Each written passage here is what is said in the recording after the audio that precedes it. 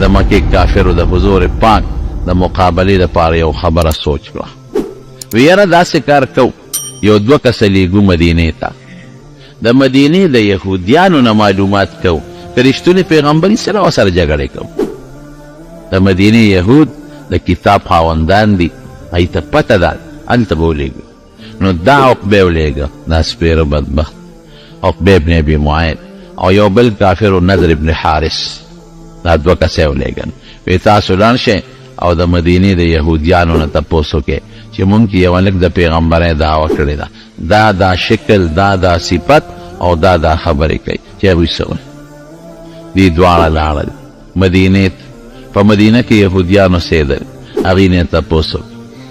هغوی ورته ویې د 3 خبرو تپوس ته وکړئ، که دا جواب یې ټیک درکړه دی به رښتونی پیغمبري. ځکه مونږ کتابونو کې د آخرې زمانې د پیغمبر د دنیا د راتلو چې کومه موده ده، نو هغه همدا ده. ممکن ده چې د آخرې زمانې پیغمبر راشي، خو هغه دا 3 خبرې بې د پیغمبر نه بل چاته نه دي معلومه. نو که جواب یې درکړه ټیک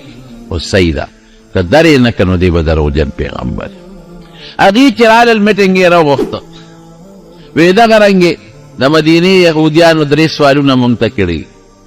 هغه 3 سوالات مونږ د نه کوو، که جواب یې راکړه دی به رښتونی پیغمبري، که یې را نه کړه دروغجن دی. 3 سوالاتو کې یو سوال دا چې تاسو دنه تپوس وکئ چې یو څو هلکان چې هغوی د خپل ښار نه تښتېدلي دي او ورک شوي دي، د هغې هلکانو معلومات راکړه چې دا څوک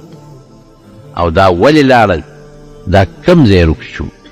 د دې واقع ذکر کړه. چاته چې اصحاب کهف وایي. دویم یو سړی چې د مشرق نه مغربه پورې په دې علاقه ګرځېدلی دی، دا به څوک دي، دا معلومات دی وایي، دا هم ناشنا ده او دا لومبی هم ناشنا ده. او دریم د روح تپوس ته وکړئ چې روح څه ته وایي. دې وی ډېره ښه ده. کېناستل نبي کریم صلی الله علیه وسلم، وی مونږ له د 3 سوالاتو جواب را، که دا دې راکړه مونږ به ومنو چې ټیک وی، او که دا دې را نه کړه بیا به ته دروغجن پیغمبر. نبی علیه السلام ورته ویل ستا نه به جواب درکړم، ځکه زما جواب خو رضانه نه جوړو، نه خو ما سره څه خط و کتاب ته چې هغې ته ګورم. پیغمبر علیه السلام خو امي و، نه په خط کتاب خو نه پوهېده. نو زه به د وحی انتظار وکړم، الله نه به وغواړم ماله به الله جواب راکړي، نو سار به دله جواب درکړم. اتفاق ته ګوره، حکمتونه پکې وي د الله پارچې کې حکمتي. د نبی علیه السلام انشاءالله لفظ هېر شو، دی ونه وی چې سار له به جواب درکړم انشاءالله، دا انشاءالله ونه وی چې وی نه وی بیا الله خفه شو، جواب لټ شو. دوی سار له رالل، نبي همې ما ته لا اطلاع نه ده راغلې، رښتیا خبرې کوم دروغ نه وایم. بله ورځ مو رانله 15 ورځې وحی لیټ شو. حضور پاک هم پریشانه دی، صحابه هم پریشانه دي، او د مکې کافران شپیلي وایي او لوبې کوي او ټپار کوي چې اوس به پته ولګي. 15 ورځې پس وحی راغی، ولا تقولن لشیء انی فاعل ذلک غدا الا ان یشاء الله. ولې چې یو کار وی سار له به کوم انشاءالله به ورسره خامخا په دې زه خفه دا به نه وی چې دا به زه جواب در کوم، چې خدای وغواړي زه به جواب در کوم. نو بیا دا 3 واړه جوابونه وله ورکړل. د روح جواب مو شو، یسألونک عن الروح قل الروح من امر ربی. او د هرې پیغمبر واقعا بیان شوه، چې د هرې سړي واقعا بیان شوه چې کوم د مشرق نه مغربه پورې سفر کړی دی، سکندر ذوالقرنین. او دریم د دې صورت سره چې کوم تعلق دی، هغه هلکان چې هغوی د خپل ښار نه وتي او څه شو، نو د هغې واقعا بیان شو. په دې صورت کې رب العالمین هغه واقع ذکر کړي، او زه بیا درته مختصرا ووایم. دا یو زمانه کې د حضرت اختلاف پکې شته. ګورئ قرآن شریف تاریخي قصې ګورئ نه ذکر کوي، په دې ځان پوه کړي. صرف یو واقعه قرآن شریف تفصیلي ذکر کړې ده چې هغه د حضرت یوسف علیه السلام واقعه ده، او باقي تفصیلي نه ذکر کوي. یو حصه یو ځای ذکر کوي، بله حصه بل ځای ذکر کوي، مخکې حصه وروسته ذکر کوي، وروسته حصه مخکې ذکر کوي، چې څوک دا ونه وایي چې قرآن شریف د قصو کتاب دی. دا واقعات صرف دې دپاره ذکر کوي قرآن شریف کې الله وایي د عبرت دپاره واقعه دې له ځکه چې اوس یو عالم واقع ذکر کړي دې دپاره ذکر کړي چې خلک د واقع نه خلک ډېر زر عبرت لي واقع ته خلک پوره توجه هم ورکوي هسې عامو خبرو ته څوک توجه نه ورکوي نو نبی کریم صلی الله علیه وسلم ته په دې صورت کې الله د هغې اصحاب کهفو هغه ذکر کړی دی او هغه واقع هم داسې ذکر کړی دی چې تفصیلي نه ده بیا علماو پکې څه خبرې اترې کړې دي دا خلک دا اوسوک دا کم ځای پیدا شوي دي او دا اصحاب کهف دا بیا کم خواته دي او کم ځای کې رک شوي دي او د دې مقصد څو دا یو واقع ده نورونو د عیسی علیه السلام نه پس ګورې اختلاف پکې شته د عیسی علیه السلام نه پس 2,500 کاله پس دا هلکان په یو وطن کې په یو ځای کې پیدا شوي کم بادشاه چې په هغه علاقه کې و د هغې بادشاه نوم دقیانوس و دقیانوس بادشاه و د هغې بادشاه په زمانه کې دا هلکان پیدا شوي او دا هلکان شهزادګان ده چې د مختلفو علاقو د ګورنرانو بچي و د وزیرانو بچي و او دا هلکان ډېر په ناز و نعمت کې لوی شوي ځکه د بادشاه زوی چې لویږي هغه خو نه کار کړي نه قصب کړي نه لاسونو کې د کار سره بلي دي نه خپې د کار سره بلي دي وجودونه نازکي نازک مزاج هلکان او د خپلې وزیر یا د ګورنر د دغې خلکو بچي و دا زمانه د دقیانوس وه او د عیسی علیه السلام نه 2,500 کاله پس دا واقعه وه دقیانوس بادشاه دی مشرک بادشاه دی او کوم خار سره چې د دوی تعلق او کوم علاقه د هغې نوم افسوس و افسوس په سین سره مخکې سین دی وروسته سین بادشاه مشرک و شرک پې کو او بادشاه ته به خلکو سجدې لګولې کوم سړی چې به دربار ته راغی د لومبې به یې بادشاه ته سجده ولګول او بوتان یې جوړ کړي وو غټ غټ بوتان په چوکونو کې بوتان لګولي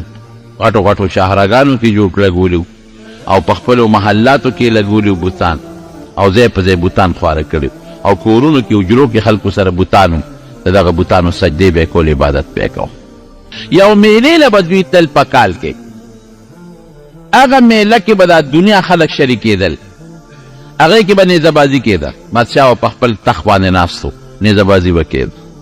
او چا به په دې میلو کې خپلې لوبې ټوکې کوي لکه که ستاسو خیالي نو اوس هم په دې چترال کې یو میله لګي اکثر صدر پاکستان هم ولري پولو ورته وایي که څه ورته وایي پولو ګراونډ او په دې سونو باندې هغه خپل کرتبونه کوي او د دنیا خلک هغه تماشې او هغه میلې لري یا مثلا په 23 مارچ باندې او یا مثلا په دې بعضې 14 اګست باندې چې دا فوجي میلې لګي او د ټینکونو د دې مظاهرې پکې خلک تماشې لري دقه رنګې به دې بادشاه یو میله لګېدل هغې کې به هغه فوجي تربیتونه هم کېدل د هغه زمانې چې څه فوجي تربیتونو اسونه به هم پکې خلفو ځغلول بادشاه به وزیران به او دا دنیا به راغونډه وه دقسې یو میله لګېدلې ده بادشاه دی دقیانوس وزیران دي لګیا دي خلک خپل کرتبونه کوي بوتان لګېدلي دي بوتانو ته سجدې هم کېږي بادشاه ناست تخت لګېدلی دی اتفاق ته ګوره چې ته د یو اونې نه یا د یو چت نه یو پیشو را ټوپ کړی پیشو چې څنګه را ټوپ کړي پیشو د بادشاه د خوا سره پرېوت خو دې بادشاه دام دعوه کړې وه چې ګوره یو خدای زمې به د خدایه دعوه هم کړې ده او خلکو له خپل بوتان هم ورکړي دي خپلې ډانچې چې دا په کور کې کېدی او زما دې بوتانو ته سجدې لګوي چې څنګه پیشو را پروتې ده او پیشو ټس کړی دی نو چې د بره نه یو شی را پرېږدي نو خلک خامخا ویرېږي چې څنګه را پرېوت بادشاه فورا ټوپ کړلی او غوبل شو چې دا څه چل وی کله یو خوا منډه وی کله بل خوا منډه وی ملګرو لاس نه ونیو چې صاحب څه خبره نشته پیشو د بره نه را پرېوت دې هلکانو په اړه کې سوچ وکړو چې که دا خدای وي نو دا دومره یره به پرې نه راتله په خدای خو یره نه راځي ده خو دومره یره و د واغېشته زه به د تعبیر کوم کتابونو کې نشته زه به د وګورم چې که پرتوګ یې چوکت نو ممکن ده چې ټول به لړلی فرعون سره هم دا چل شوی فرعون ته چې کله موسی علیه السلام مار پرېښوده که نه نو دومره دستونه یې کړي چې ټول پرتوګ او غار سي میدان یې ټول لړلی نو خدای العیاذ بالله د چې دا خبرې مې رایادې شي ډېر خوشحاله شم دیم شکر دی چې موږ د هغې ذات عبادت کوو چې هغه له نه یره شته نه پلیتي شته او نه پکې خراب صفت شته شکر دی د هشته او ټولو صفتونو مالک او زموږ خالق او مالک نه لکانو سوچ وکړه چې داسې خدای دی یو پیشو ټس سره دومره اوره یری چې کرسۍ نه ټوپونه ووات تخ نه ټوپونه ووات او خلکو رونیوه خدای خو داسې نشي کېدی خو بادشاه دومره زورور دی پولیس فوج ورسره دومره دی چې څوک غږ نشي کولی نو یو هلک دی شهزادګانو کې پاسېد یو غاړه کې کېناست او په دې سوچ کې پرېوته چې دا موږ په کومو کندو کې پراته یو دا خو خدای نه دی دا اسمان چا پیدا کړی دی د پلار چا پیدا کړی دی د نیکه چا پیدا کړی دی انقلاب راغی په ذهن کې یاد وساتئ ورونو خدای پاک زموږ دا دین او د اسلام دا فطري دین دی فطري دین فطرت نبی کریم صلی الله علیه وسلم فرمائی ما من مولود الا یولد علی الفطرت یو ماشوم داسې نشته چې هغه فطرت اسلامي باندې نه پیدا د هر چا په زړه کې خدای ایمان او اسلام اچولی دی خو دا خو موږ د پلار مور عبادت ته وګورو نو هغه فطري طور اسلام ته راشو یهودیان د خپل مور پلار عبادت خانو ته ګوري او د هغوی عبادتونو اخوا رمایل شي عیسایان د خپل پلار مور عبادت ته ګوري یا خپلو سکولونو کې مدرسو کې سبق وایي اخوا مایل شي که یو انسان په داسې ځای کې لوی شو چې د یو مذهب هم نه لیدلی نه اسلام نه عیسایت نه یهودیت دی به مسلمان لویږي په دې اطرافو کې د خدای د قدرت او د وحدانیت نښې دي وفي انفسکم افلا تبصرون د انسان په دې وجود کې داسې نښې داسې نښانې دي که دې ورته سوچ وکړي دی به دا ومني چې دا ما دا وجود په خپله نه دی پیدا دی له یو پیدا کوونکي شته دی لږ زړه کې انقلاب راغی پوه شو چې خدای خو دې نه دی بل ذات دی داسې یو ذات دی چې د اسمانونه او د ځمکې او د کائنات پیدا کړي او دا ستوري پیدا کړي دي دا هر څه خود به خود نه پیدا کېږي او دا خدای سره شریک نشته بله لک راغی ام لاړه سره کېناست بله لک راغی بله لک راغی دا یو څو هلکان اته نهه لس یولس هر څومره چې دي دا هلکان شهزادګان ښکلي نوجوانان رالل یو بل سره کېناستل او په دې سوچ کې دي زړه کې یو انقلاب پروت دی چې ناست دي دا یو د بل نه تپوس کوي هلکه هغه میله دې پرېښوده ته څنګه دلته راغلې ابل وایي نو ته څنګه راغلې ابل وایي ته څنګه راغلې هلته میله ده لوبې دي منډې دي ترړې دي او جادوګران لګیا دي جادو کرتبونه کوي او قسم قسم نفرې کېږي یو وایي چې زه خو به ال ویم خو که زما خبره پټه ساتئ ال وعده کوئ وی بلکل موږ به پټه وساتو وایه وی زما زړه کې خو دا رالل چې دا د قیانوس خدای نه دی الله واحد لا شریک وحده لا شریک له یو ذات دی چې د دې ټولو کائناتو مالک دی او لکه مې دا راغلی چې دا بوتان خو موږ په خپلو لاسو تراشل او جوړ کړل دې ته موږ عبادت کوو نو زه خو په دې سوچ کې شوم درازان نه شوم ابلوی قسم دې زما هم دا سوچ دی ابلوی قسم دې زما هم دا سوچ دی ابلوی قسم دې زما هم دا سوچ دی خالقه به ټیک ته زموږ دا سوچ دی اوس دا سوچ مخلوق ته رسول غواړي خو ګورې خفیه طریقې سره دې نه به څوک خبره ونه ولې که بادشاه خبر شو سرکاری مذهب بت پرستی ده که بادشاه خبر شو یا زمونږ پلاران خبر شو یا مشران خبر شو سزا به راله راکړي پټ پټ به داسې دا شیخ وره اوسه مشوره سلا به کوو خو خبره پټه کم دی پاتې کېږي بادشاه ته اطلاع ورسېږي چې دغه رنګې یو څو هلکان دي چې خو ستا سرکاري مذهب نه مني او نه تا ته خدای وایي هغې خو بل خدای مني بادشاه فورا دوی ځان ته ودرول او راوستل چې راوستل دربار کې حاضر کړ بادشاه ته تپوس وکړ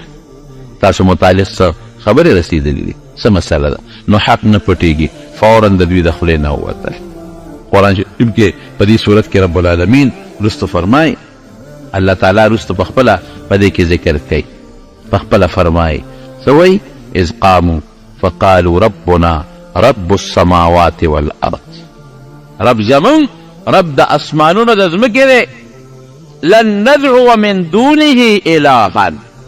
لقد قلنا اذا شططا د الله نه ما سوا بل خدای نه منو او که بل خدای مو د الله نه علاوه ومنو خو دا خو مونږ ډېره خطرناکه او د جرم خبره کړي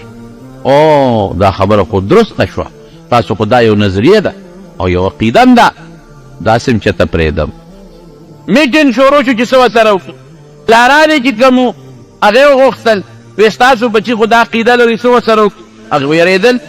وی بادشاه سلامت چې ستا خدای نه مني او ستا مذهب نه مني زموږ بچي دې موږ ته دستبردار وي چې څه ورسره کوې ورسره یې وکړه بعضې خلکو وی چې نه صبر ورته وکړه چا وی صاحب مړې کړه میټینګونه کېدل بادشاه وی نه یو چل کوم دوی له بله غوندې مهلت ورکړو که دوی خپل زوړ دین ته واپس شو خو ډېره ښه ده او که خپل زوړ دین ته واپس نه شو نو بیا داسې سزا به ورکوم چې د عبرت سزا به داسې سزا به مې چا هم نه ورکړی وی ځئ بچې تاسو هلکان یې ناپویه یې تجربه نشته بې تجربې یې ځئ لاړ شئ سوچ وکړئ مشوره وکړئ تاسو له 2 ورځې پورې مهلت که خپل زوړ دین ته واپس شوې ښه پخه ګنې بیا به در سره ګورو سرمنې به مو باسم پرېږدم نه تاسو له مهلت در کوم اوس که سمدستي م وجنم خلک وایي ظلم یې ورسره و هلکان و هغه نه پوهېدل دې مشر و دې خو پوهېده مهلت در کوم دې ویې ډېره ښه ده چې دې بار څنګه راووتل یو بل سره مشوره کوي چې دې ظالم بادشاه نه موږ څنګه اوس بچ کېږي د ده د یارې نه خو زموږ پلاران هم انکار و نور خلکو ته به موږ څنګه دین ورسب څه به کوو اوس ګوره نیازبین هم و که نه کوم چې نیازبین لوی هغه نه سفر کولی شي نه خدمت کولی شي یو بل سره دا مشوره وکړه چې دا کوره به لږې پیسې راولي او چې ته بار به وځو د ده د دې بادشاه نه به چې ته ځان بار وباسو په دا بادشاهي نه صحیح که نه بل دی صحیح هغه خو به داسې بادشاه نه وي لکه زموږ د پاکستان چې ده هغه به داسې بادشاهي وي لکه چارته دی چې ده یا د پېښور وه نو چارته دی نه خو سړی مردان ته تللی شي او پنډۍ ته هم تللی شي او پیاده منډې چې والي لاهور او کراچۍ ته هم تللی شي ډېره ښه کورونو نه پیسې راواغېستې چې پیسې راواغېستې یو لږه لږه صدقې وکړه او رالل یو غار دی د دې د کلي نه بار د کلي په خوا کې هغې غار ته ورننوتل چې دې غار ته به ننوځو ځکه که بار ممکن او مشورې میټینګونه کوو د بادشاه کارندګان او دا پولیس او دا او خلک هم داسې خلکو ته نیغ نیغ ګوري که نه چې لکه دغه هلکان دي دغه چې نوې مذهبې دی دغه دي چې بادشاه مهلت ورکړی دی نو یو کس یې ولېږه نو هغه څه چلو که ځان سره کور نه هغه خپلې جامې چې کومې د شهزادګانو جامې دي هغه بدلې کړلې او نورې زړې جامې هم راغشتې وې نو د هغه زړې جامې واغېستو چې ته لاړ شه لږ خوراک راوړه خوراک به م وخورو مشوره به م وکړو هلال څه خوراک یې م راوړو کېناستل مشوره کوي چې مشوره دې څنګه کوي دې مشورې دوران کې ماښام شو چې ماښام شو ستړي شو په هغه غار کې ډډه وواله چې ډډه یې وواله خدای پې خوب راوست اوده شو قرآن شریف کې الله فرمایي فضربنا على آذانهم في الكهف سنين عددا الله په دې غار کې اوده کړل څونه عمر قرآن شریف کې الله وایي 300 کاله 9 کاله د پاسه 300 په دې غار کې اوده دي دا د خدای لوی قدرت 300 او 9 کاله په دې غار کې دا اوده او قرآن شریف کې الله فرمایي داسې الله اوده کړل چې په ډډه الله اړی راړی خوب کې چې سړی په ډډه څنګه اوړي چې وجودونه ونه لګي خراب نشي غار هم په داسې طریقه د قرآن شریف کې الله فرمایي چې انور راځي نو د انور هغه حرارت او شعاع وردننه کېږي او چې بیا کله انور پرېوځي نو بیا شعاع وردننه کېږي پوره انور هم نه وردننه کېږي چې د ګرمۍ د لاسه خراب شي وجودونه او داسې هم نه ده چې انور پرې نه لګي چې د یخنۍ نه وجودونه وپړسېږي څه ورته وایي دا بوږه بوږه شي د یخنۍ د وجې نه دا سرمن څه ورته تاسو وایئ داسې دغه غوندې شي بوږه بوږه شي وپړسېږي چې داسې وبړی شي د هغې نه خدای پاک ساتي اوده دې دوی دقیانوس بادشاه فورا چې هغه ټیم تیر شو د هلکان پیدا نه شو هغه فورا اطلاع وکړه چې دا هلکان راولئ ګرځئ لګیا دي خلک څوک یو خوا ګرځي څوک بل خوا ګرځي او قدرت الهي ته ګوره غار عجیبه غار دی قرآن شریف کې رب العالمین په خپله وایي دا غار په داسې کیفیت دی چې سړی پکې ورننوځي خولې تنګه ده نو دننه بیا یو طرف ته فراخه شوی دی پته نه لګي خلک یریږي نه داسې غار نه چې دې غار ته څنګه ورننوځو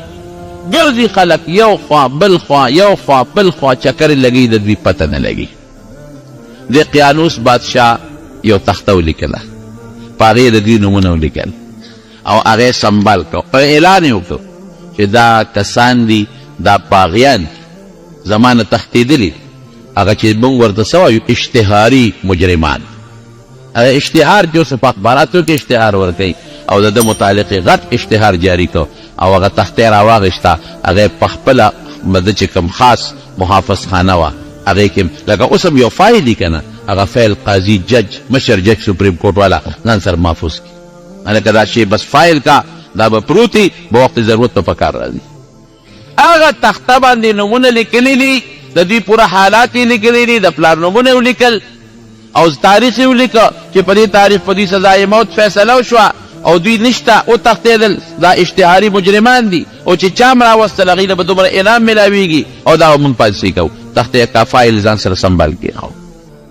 دوی خو لال غار ته ودلي ګرځي ورپسې ګرځي ورپسې ګرځي ورپسې ګرځي پته یې نه لګي اخر کې څوک رالل دې غار ته چې ویې کتل دا پکې ودلي فورا لاړل بادشاه ته اطلاع ورکړه صاحب راشه الله سړي مې پیدا کړل کوم ځای دي یو غار دی خو صاحب غلې به اردو ګورې اوده پراته دي چې ویښ نه شي ونه تښتي بادشاه سنګرا دی او سړی غار ته ور دننه کړه وایي چې غار کې خو سړي اوده پراته دي سپی ورسره لا بیل دی کلبهم باسط ذراعیه بالوسیط دوی چې کله تلل سپی ورپسې دی سپی شړي هغې ورپسې دی سپی شړي او ورپسې دی سپی ورته وایي چې تاسو د خدای نه یریږئ سپی ورته ګویا شو د خدای نه یریږئ زما در سره مینه ده او تاسو ما شړئ حیوانات به جنت ته نه ځي لیکن د اصحاب کهف و سپی به هم جنت ته ځي سګې اصحاب کهف دا به هم جنت ته ځي ولې د صالحینو نیکانو سره محبت یې ساتلی دی دې وجې نه علماو سره صالحینو سره محبت او مینه دا د برکت نښه ده وروڼو ګورئ په مال به اعتماد نه کوې ذهن کې واچوه مال غاد ورایح ثورت ولا شی په بچو به هېڅ اعتماد نه ساتې نن دې بچي دي خو چې پیدا کې ونه او که د ګټې وټې ته نه پرېوتې که نه به اعتماد به پرې نه ساتې په قوم به اعتماد نه ساتې اعتماد به په چا ساتې د الله رسول مینه باندې په چا به ساتې الله رسول مینه دا به جنت ته رسوي او علماو سره محبت مینه دا به جنت ته رسوي صالحینو سره محبت مینه دا به جنت ته رسوي سپی دې ولې نه بادشاہ چې راغی ویې کتل هلکه ودلي راویښې ګرفتار بادشاه نه ویښه وایم دې سره داسې سزا ورکوم چې داسې سزا به مې چا له نه ورکړې ځان له پخپله جیل خوښ کړی دی چې کوم جیل یې ځان نه خوښ کړی دی نو زه خو بیا جیل کې اچوم دا ولې ټیک دی شا به یې راوړی ګټې او د غار داخلو ورپسې مکمل بند راکړې همدې کې نه خوراک به میلاویږي نه بس اوبه میلاویږي نه به هوا ورباندې لګي نه به تو ورباندې لګي همدې کې دننه به مړه شي عجیبه سزا تجویز کړه ګوره دا مقلب القلوب زړه بدلونکی څوک دی الله داسې ده که نه نبی کریم صلی الله علیه وسلم چې به سوال کو نو فرمایل اللهم یا مصرف القلوب ای زړونو اړوونکیا صرف قلوبنا علی طاعتک یا مقلب القلوب قلب قلوبنا الى طاعتک خدای زموږ زړونه ستا تابعدارۍ ته ورواړه اوس د هغه زړه کې خدای دا واچو ګنې وجلی هم شو رابښولی هم شو سوځولی هم شو هر قسم یې کولی شو الله زړه کې وله دا سزا تجویز کړه ځکه د هغې سزا کې د هغې فایده وه نو دا سزا یې وله په لږ کې تجویز کړه چې راویښوه ما به دیوال ورته ووه خلکو ډېر مخالفت وکړ بادشاه ویې نه ځان له چې کوم جیل خوښ کوم دا وله ټیک دی همدقه جیل کې دا وله ورکوم ډېره ښه ده دیوال یې ورته د مضبوطو غټو غټو تیږو خیجو مضبوط یې وتپو خیر و خلاص بادشاه لاړ سړي څوکیداران مقرر کړل چې دا دیوال کله کله ګوره بار تېرو اگر چې د راوتو هېڅ امکان نشته دومره غټې تیږې څوک لرې کولی نه شي او بیا بادشاه چې کوم آبادي کوي تاسو ووینئ که نه د شاهي مسجد دا دیوالونه چې والي شوي دي شاهي قلعې والا دیوالونه چې والي شوي دي دا څوک نړولی شي د قیانوس بادشاه زمانه رو رو تیریږي تیریږي تیریږي تیریږي ام خدای مړ که ورپسې بل بادشاه هم راغی مړ شو بل هم 300 کاله تیر شو ورو ورو پروردګار داسې خلک پیدا کړل چې هغه صالحان او نیکان شو دا دورونه تیریږي کله د باطل غلبه وي اخر کې د حق غلبه راځي بیا د باطل غلبه ورپسې د چا غلبه وي د حق غلبه لکه زمونږ دې وطن ته وګورئ، زمونږ په دې وطن د بت پرستۍ یو زمانه تېره شوې ده. تاسې ده که نه ده؟ کم یو غونډی چې ګوري بوتان پکې راخېږي. د دې اوتمانزو دا بار غونډی وګورئ، د رزړو دا وګورئ، تورنګزو کې دا غونډی وګورئ، دغه کې وګورئ، دا څه ورته ویلې کېږي تخبی کې وګورئ، دا چې څومره غونډۍ دي کې بوتان راخېږي، دا بت پرست تېر شوي دي. او ګوتم بد بعضې بوتان پکې راخېږي، معلومیږي دا چې دغه ګوتم بد والا خلک هم دلته کې تېر شوي دي. لیکن دور پې پروردګار د اسلام راوست او پښتون هغه قوم دی چې رب العالمین مکمل اول نه اخره پورې خدای پاک د صحابو په وجه صحابه دلته راغلي دي، پروردګار دا ټول خدای مسلمانان کړي. یو دور راغی دقه رنګې د قیانوس د زمانې نه پس خدای یو دور راوسته، چې دور راوست خدای خلک ښه کړل، بوتانو نه سجدې ختمې شوې او خلک ښه شو، نیکان شو. یو بادشاه را، یو صالح او نیک بادشاه، نوم یې تورتوس دی، تورتوس بادشاه را.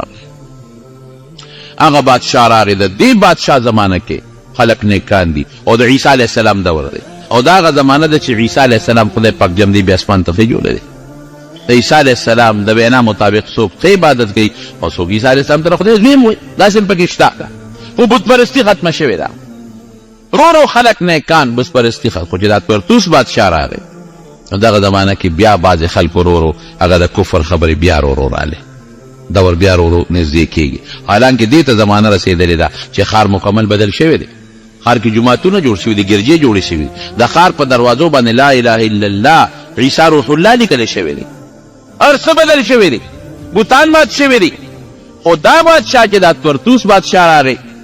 دې وخت کې بعضې خلکو دا عقیده رو خوره شوه چې یاره دا خلک به څنګه واپس جمدي کېږي. یو ځل چې یو سړی مړ شو او خور یې شو، دې به څنګه واپس جمدي کېږي؟ دا غلطه خبره ده، واپس جون نشته. رو دا نظریه خوره شوه او د بادشاه چې کوم خواص دي پارلیمنت والا، زه به ته تعبیر وکړم، دې خلکو ته خبره ورسېدل، څوک یو خوا شو څوک بل، چاوی واپس جمدي کېدل شته، چاوی واپس جمدي کېدل نشته. بادشاه پریشان. دې بادشاه کتابونه لیکي، زړې جامې واغوستې، سر یې سرتور، خپې بلې خپې شو او پروردګار ته درخواستونه شروع کړل چې یا الله یو نښه داسې مونږ ته ښکاره کړه، او دا داسې وخت چې نه پیغمبر شته او نه د پیغمبر صحیح تابعدار شته، نه د پیغمبر تعلیمات شته، ختم شوي دي، جاهلیت رو خورېږي. بیا پروردګاره داسې یو نښه مونږ ته ښکاره کړه چې د هغې نه دا خبره معلومه شي چې بعث بعد الموت، د مرګ نه پس جمدي کېدل دا حق او ثابت. زاری کوي الله ته، زاری کوي دې خو الله ته چل کړی دی، هغه دیوال خدای غورځولی دی. زمانه خو پکې 300 کاله تېره شوه. وازدادو 9 فلبثوا في كهفهم 300 وازدادو 9 309 سال دیوال هم پرېوتی دی، خو دوی دننه اوده پراته دي. خدای پاک حفاظت کوي. الله چې حفاظت ته چا کوي هغه څوک خرابولی شي؟ نشي خرابولی. پروردګار لګیا د حفاظت کوي، هېڅوک هم نه ورځي. دې خواته دوی را پاڅېدل، د خوب نه راویښ شو. هلته بادشاه خدای ته زاري کوي چې د خوب نه راویښ چې راویښ شو څنګه؟ ویې کتل نو څه خوراک یې خوړلی و او سیده سر ته پروت و. چې ویې کتل خوراک هم روغ پروت دی، 300 سال کې خوراک روغ پروت دی. زه به بل مثال هم درکړم، د عزیر علیه السلام مخکې قرآن شریف کې ذکر شوی دی. عزیر علیه السلام په لاره تېرېده او داسې روان ویجان ښار پروت و، وی انا یحیی الله هذا بعد موتها، دا به خدای څنګه جمدي کړي؟ فاماته الله 100 عام، 100 کاله عزیر علیه السلام خدای پاک ساتې وویستله. او ورسره د انګورو اوبه، د انګورو اوبه ډېر زر څښاک کېږي، انځر د انځر په میوو کې ډېره زر څښاک کېږي. 100 کاله پس چې سترګې وغړولې د انګورو اوبه هم تازه دي. وانظر الى طعامك وشرابك لم يتسنى، قرآن شریف کې الله وایي هغه خوراک چې زر څښاک کېږي چې انځر دي هغسې محفوظ دي، هغه د انګورو اوبه چې ډېر زر څښاک کېږي هغه مخکسې محفوظ پراته. دا هر څه خو د الله په اختیار کې دي که نه؟ دا څښاوالې ولې راځي؟ د جراثیمو د ذریعې نه او د آب و هوا د ذریعې نه او د حرارت او د برودت د وجې نه، او دا هر څه د چا په لاس کې دي؟ د الله په لاس کې. جنت کې یو شی هم نه څښاک کېږي. زه کله کله یو مثال ورکړم، زیبنا ماشوم د مور په ګېډه کې دننه په څومره ګندګۍ کې پروت دی او په اوبو کې ډوب پروت دی، په اوبو کې ډوبه، لیکن دا ماشوم نه څښاک کېږي. عقل خو چې څښا دي شي او مخصوص ټمپریچر دا د مور په دې ګیډ که ته وایې چې دا سینګه په دې سینګه دې پویو د مور په ګیډه کې د ماشوم پروت دی هغه مخصوص ټمپریچر غواړي په ژمي کې متعله هغه ټمپریچر رسوي اوړي کې مور ته رسوي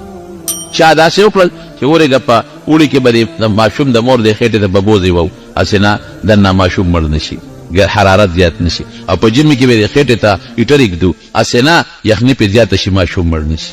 او هغه مخصوص اکسیجن او د خدای رسوي او هغه غلط ګیس د خدای وباسي کاربن ډای د ماشوم خوراک ته هغې ته خامخا رسېږي نه دغه دی کې وجود دقسې خاموش پروت دی نوکان جوړېږي ویښته جوړېږي په سر باندې اډوکې جوړېږي او په اوبو کې ډوب پروت دی ماشوم او جمدې پروت دی کم خدای چې دا کار کوي دا هلکان په دا 300 کاله ساتلی شي که نه شي ساتلی یو قادیاني و زموږ یو عالم سره بحث و مناظره وه نو دا قادیانان دا نه مني چې عیسی علیه السلام بره په اسمان کې دې میرزا غلام محمد قادیاني ته مسیح وایي وی تاسو خو وایئ چې عیسی علیه السلام بره په اسمان کې دی وی ستاسو خو دا عقیده ده چې په اسمان کې نه بول شته واړه او نه لوی بلکل وی دا عیسی علیه السلام هلته اودسمات یې کوم ځای کوي نه مولانا صاحب ورته وایي وی د مور ګېډه کې څو میاشتې تېرې کړې دي وی 9 میاشتې وی مور ګېډه کې د غول کوم ځای کول هغه ټموډو ښایه که نه چې کوم ځای پې ته ناست وی او هغه بول چې د کول هغه ځای راته وښایه چا به ډېران وښایه چې د مور ګېډه کې دې پکې متیازې کولې وی الله راله بندوبست کړی نو د خبیث بچی چې تا له دلته بندوبست کولی شي هغه لالته نه شي کولی دا اسباب د چا په لاس کې دي اور یو سبب د سوځېدو دی دا خو منې که نه لیکن ابراهیم علیه السلام چې ورپرې وسوځوي نه اوبه د غر کېدو سبب دی لیکن موسی علیه السلام څخه خپل قوم په خدای پاک راپورې باسه که نه دا موږ ته الله مثالونه ښیي جناب نو دی یو چې راویښ شو خوراک هم پروت دی دا یو ورته وایي چې لکه څونه ټیم به زموږ د خوب شوي ورو خبرې کوه بل څوک پوه نه لري د قیانوس دی څونه یاره ممکن ده چې یو شپه به مم خوب کړي یو شپه به اول ورته وایي یاره الله اعلم الله ته پته ده چې څومره ټیم وایي قرآن شریف کې الله وایي یو وایي چې یو شپه بل وایي الله ته پته ده دا دویم ټیک وایي چې الله ته پته ده د یو ته وایي داسې کار وکړه د جامې دې بدلې کړه دا زړې جامې واچوه او خفیه پټ لاړ شه ښار ته د قیانوس او د هغه پوج پولیس څوک در باندې خبر نشي او طعام به راوړې خو ایهم اسکا پاکیزه طعام حلال حرام خوراک را پسې راونړ هلکه څوک ونه ویني جامې بدلې کړه بیس بدل کړي جامې بدلې کړه پټ غوندې وځه ډېره ښه جامې بدلې کړې او دا یو کس تاسو هلکه دلته بار رونه دی ښه خبرې هم په زوره ونه کې غلې غوندې ووت چې ووت داسې پټ ځي پټ ځي په ښار ورننوځي او 300 کاله نه هم که د پاسه قار نقشه خو به ډکه ده ټول چې په یو دروازه څنګه د ښار ورغی د دې ښارونو به دروازې وي لکه څنګه چې زموږ د پېښور په خوا دروازې وي ما اورېدلي چې د دروازې به د شپې ماښام بندولې او سهار به یې فلاول چې په دروازې ته وکتل بر یې لیکلي لا اله الا الله عیسی روح الله هلکه دا څنګه چل دی دې دروازه باندې خو بوت ولاړ خو بوت نشته داسې دي غلې غوندې لار مې جوړ خطا کړی دی بلې دروازې له ورغی چې ویې کتل په هغې هم لا اله الا الله لیکلي شوي هلکه دا خو زمونږ هغه ښار دی که نه یو خوا بل خوا ګوري بل ښار به نو بل خو نشته اوس فاتحه ته خو خپله علاقه معلومه ده دا څه مسله ده زه جوړ خو بینما دا بالکل تفسیر مظهري تفسیر قرطبي او مختلفو مفسرینو لیکلي او مورخینو هم لیکلي دي هلکه خدایږه لږ زور ورکومه چې ویښ یم کودیم ها ویښ یم کودیم یاره ویښ یم نو دا خو هغه ښار نه دی دا څه مسله ده نو په دې بله ده اورېږه دننه به ورشو چې دننه ورغی اوس دې پټ ورو پټ کېږي څوک به وپېژني چې ګوري هلکه دا خلک خو ټول بدل دی هلکه دا جومات څه کوي ګرجا هلته خلک خبرې کوي د عیسی علیه السلام نوم اخلي هلکه عیسی علیه السلام دا خلک څنګه پېژني ته خو چې موږ پرون تلو نو نه چې عیسی علیه السلام پېژانده نه دلته ګرجه وه او نه دا کلمه وه او نه دا ښار داسې و دا خو ستا څه مسله ده یاره داسې معلومیږي چې زما دماغ خراب شوي دی دماغ به کار نه کوي خیر په دې کشمکش کې دی را کار څه چې دی ملګرو ته به دا ناشنا قصه کوم خو چې څه ډوډۍ خولې یوسم یو دوکاندار ته ورغی چې دوکاندار له ورغی هوټل والان ډوډۍ اخلي هغه ته هغه پیسه راواغېسته روپۍ هغه یې ورکړه دا واخله او مال ډوډۍ راکړه هغه چې روپۍ ته وکتل خزانه دې مونتې ده که غلا دې کړې ده او روپۍ خو 300 سال مخکې والا ده کنه بدلې شوي دي اوس لکه زموږ د ایوب خان د زمانې پیسې چې اوس څوک راوباسي ایوب خان د ده ور هغه روپۍ نوټ چې اوس دی راوویسته او دوکاندار له دې ورکړه अब پټکه وایي چې خزانه دې مونتې ده دا خو زړې روپۍ دي دا خو نه چلېږي چې ویې کتل یې لکه دا خو زړه چې ته خزانې مونتې ده هغه بل ته خولې ده بل ته خولې بل هلکه دا سړي اغلا کړې ده او یا خزانه مونتې ده سړی ګرفتار سړی کلک د مټې خزانه دې کم دی مونتې جی خزانه مې نه ده مونتې ماله ډوډۍ راکې وږې ما او ماله ډوډۍ راکې نه تا خزانه مونتې یا دې غلا کړې ده پیسې راوباسه زه یې ښایه ګنې بادشاه ته دې پیش کوم یا خدای اوس د قیانوس ته به پیش نه کړي دا څه په غم واوړېده نه چې نه ما خزانه نه دا دروغ وایي خزانه کوم ده او پلار که مې خبر شو پلار مې قبر کې پروت دی تره که مې خبر وروڼه که مې خبر وایي چې تا غلا کړې ده دا څه په لانجه واوړېده یو نه نیسي بل نه نیسي دیم غریب ځان ته حیران دی څوک وایي لکه ګورې خبره پټوي درنه خزانې مونتې نه خو حل نه وایي څوک وایي ځان یې د قسته لیونې کړی دی دا خبرې ګډې وډې کوي چې پلار مې دی ورور مې دی او ته کم دی نوم دی ښایه پلانکې مې نوم دی پلانکې مې پلار دی پلانکې محله کې اوسېږي روغې که لیونې پلانکې محله کې دی پلار دی په دغه محله کې کم دی اوسېږي دی ځان د قسته لیونی سړی یې ونیوه بویه ته او خلک هم ورپسې دي هله ګوله جلوس دی چې پاګل دي څوک یې لیوی څوک یې خزانې مونتې څوک یې ګرې وړې وایي سړی یې نیغ بوتلی دی او بادشاه ته تورتوس بادشاه ته ور مخامخ کړی او بادشاه دغه وخت کې لګیا دی خپل رب ته لاسونه نیولي دي الله داسې یو نښه راپېښه کړي چې زما د قوم د مرګ نه واپس جمدي کېدل نه مني خدای چې ویې مني دی پې ور دننه کړه وایي بادشاه سلامت یو غلم نیولی دی او دی اوس رپېږي چې دا خو هغه بادشاه ته دی د قیانوس خو دا نه دی دا بادشاه څه شو بل بادشاه د کمې راغی چې ور مخامخ یې کړ ورته یې ویې چې ستا څه نوم دی وی زما نوم دی مکسلمینا بادشاه سوچ کې پرېوت هلکه ورشه هغه فایل راوباسه بادشاه سره خو فایل پروت دی تخته راوباسه تخته یې وکتله او پېښ شوم هلکه به تاسو غلی شئ ما سره وپېژنئ څه نوم دی مکسلمینا پلار دې څه نوم دی فلانکې د کوم کلي د فلانکې کلي بس پرېږدې د سړي ټیک وایي وی دا هغه هلکان دي چې 309 سال مخکې روږ شوي دي دا یو پکې پیدا شو هغه وی 309 سال مخکې نه دي بېګا تلي یو په غار کې وده یو بېګا خبره دې وروسته ده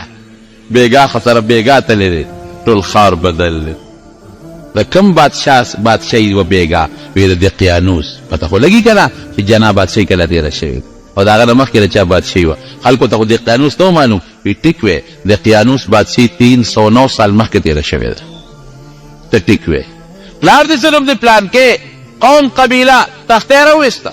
فایل راووت فایل کې هر څه لیکلي شوي وو دا هغه اشتهاري مجرمان دي چې 309 سال مخکې بادشاه ورپسې اشتهار کړی دی خزانه کې هر څه لیکلي دي وروره ټیک وی کښېنه بادشاه نه ولې تختې دی دقیانوس نه هغه مشرک و بوتانو عبادت یې کو وی الحمدلله اوس داسې بادشاه له راغلی چې الله یو منو عیسی علیه السلام د خدای پیغمبر منو سړی مطمئن شو دې سوچ کې دی اوهو 309 سال مون خوب کړی دی بادشاه قوم ته وی راځئ اوس ما د خدای نه غوښتې وه پروردګار راته وښود دا خلک الله وده ساتلي دي 309 سال او خدای پاک واپس روغ کړل دقه رنګې به پروردګار موږ مړه کړي او د قیامت پر ورځ به خدای پاک راوچت کړي د مکې مشرکانو به دا وي نبي علیه السلام له یو کافر راغی او یې داسې دغه یې راواغېسته زوړه ډوکې او په دې ګوتو یې داسې ورجو وی سته څه وایي چې دا به واپس جمدی کېږي نبي علیه السلام ورته وی او دا به واپس جمدی کېږي اذا كنا عظاما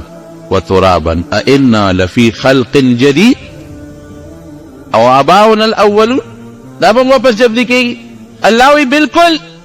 ته به هم جمدی کېږي واپس تا دا پلار او مور به واپس جمدی کېږي چې کوم ذات د نیس نه د نیش نه شته ته انسان راوستی شي او د یو نطفې نه د یو رکوټې چینجي نه خشته انسان جوړولی شي نو چې دا کومه ډانچه چوره ده غوښه پې نشته صرف هډوکي دي هغې نه واپس جمدی کولی شي که نه شي جمدی الله پرې قادر ځای چې ځو تماشه ووینو د ملګري ووینو دې ته مخکې د بادشاه وزیران ورپسې دي غار نه رالل وی تاسو داسې وکړئ تاسو په دې غار یکدم مور دی ملګري به مې ویریږي وی به چې دا خو دې ټانوس راغی زه ورځم چې راولې پوی کم وی ډېره ښه ده دی په غار وردن نه شو ملګرو ته یې وی چې یروره څونه موده به وی یو شپه څونه موده به یا بل وی سره وی 309 سال هم نیکبختو خوب کړی دی اسینګه ټوله قصه یې ورته وکړه بادشاه راغلی سره د وزیرانو او بادشاه مسلمان دی وزیران مسلمانان دي ګرجي جوړ دي د الله عبادت پکې کېږي دی راووتل واپس راغلل چې راووتل د ټولو سره ملاقات وشو د بادشاه د ټولو سره ملاقات وشو او بیا دی بادشاه ته ووایي چې باس دا مهرباني وکړې مونږ به راځو تاسو له خو تاسو مونږ پرېږدئ خپل غار ته دی کې مونږ 309 سال پاتې شو الله دلته په مونږ د خپلو رحمتونو انتها کړې ده دلته د الله نه یې غوښتې دا وه الله نه وی ربنا آتنا من لدنک رحمتا د هغې غار ته چې کله ننوتل د الله نه دا سوال کوي ربنا آتنا من لدنک رحمتا وهیئ لنا من امرنا رشدا خدایا مونږه باندې رحمت نازل کړي او زمون په دې لاره کې پروردګاره مونږ ته سلوک هدایت او نیغه لار نصیب کړي نو زمونږ دعا خدای قبوله کړه مونږ به دې غار ته رانوځی به هم دی بیا به راځو درله هغې غار ته چې څنګه ننوتل پروردګار ته سا وایستل فورا په الله خوب راوسته او پروردګار ته سا وایستل الله مړه کړل چې بادشاه سره د کارنده او تاسو اوس چې سړي خو رانوتل سړي پراته دي مړه پراته دي نو بادشاه هلته بیا جومات جوړ کړی دی په هغه ځای باندې جومات یې جوړ کړی دی اوس دا غار کوم ځای کې دی نو د علماو پکې لوی اختلاف الله خو یقین پته نه لګي الله ته پته لګي څوک وایي چې پرون کې یو غار دی پرون کې او هغې کې یو غار دی تفسیر قرطبي لیکلی دی په هغې کې د 21 سړو ډانچې پرتې دي تفسیر قرطبي لیکلی دی او دا امام قرطبي دا د غرناطې ښار سره تعلق لري اندلس کې غرناطې یو ښار دی دا تفسیر امام قرطبي د هغې کلي سره تعلق لري نو دی پخپله لیکي چې ما پخپله لیدلی دي چې د 21 کسانو لاشونه پراته دي څنګه لاشونه داسې ډانچه چې ستا غوښې هډوکي د ټولو سره یو شانتي وي هم غوښه شته هم هډوکي شته او بعضې داسې ډانچې دي چې غوښه پرې نشته او صرف هډوکي دي خو دې یقین نه کوي وی اسپتن لګي چې دا څوک دی غار هم شته د جومات آثار هم شته ممکن ده چې دا هغه کسان وي نور حقیقت ته رب العالمین خبر دی حضرت ابن عباس رضی الله عنه وی چې د حضرت معاویه رضی الله عنه سره یو جهاد نه لاړم وی چې لاړمه نو وی خلک وی چې دلته کې یو غار دی او په هغې کې اصحاب کهف دي نو وی حضرت معاویه صاحب وی چې وردننه کېږو چې تماشې وکړو چې څنګه دي وی ما ورته ووی چې نه مه وردننه کېږه دلته قرآن شریف کې رب العالمین فرمایي الله قرآن شریف کې فرمایي چې تحسبهم ایقاظا وهم رقود ته پې ګمان به دا کوې چې دا ویښ دي داسې پراته دي او د وده دي ونقلبهم ذات اليمين وذات الشمال ویزې ښي او ګس طرف ته اړوم راړوم وکلبهم باسط ذراعیه بالوسید او سپې د غار په درشل باندې څنګلې خورې کړي دي پروت دی لو اطلعت عليهم لوليت منهم فرارا ولملئت منهم رعبا که ورلې که نه نو د یارې نه به د زړه ډک شي به پکې راوتښتې نو الله قرآن شریف کې داسې وایي نو مو ور نشي ورتلی که ورلې نو روب به در باندې راشي حضرت معاویه صاحب نه ابن عباس خامخا څوک وردننه بوم چې پته ولګي نو یو څو کسان یې وردننه کړل نو چې وردننه یې کړل نو خدای یو سیلی راوسته داسې سیلی په دې غار کې دننه راله چې دې ته واپس راووتی راوتښتېدل دا د ابن عباس رضی الله عنه رایه ده شام کې یو غار دی شام کې په هغې غار کې دننه د مړو لاشونه پراته دي او د سپي لاشه مو سره شته لیکن ما ته چې څونه پورې اندازه ده نو څونه اندازه ده نو په اردن کې د عمان سره خوا کې یو غار شته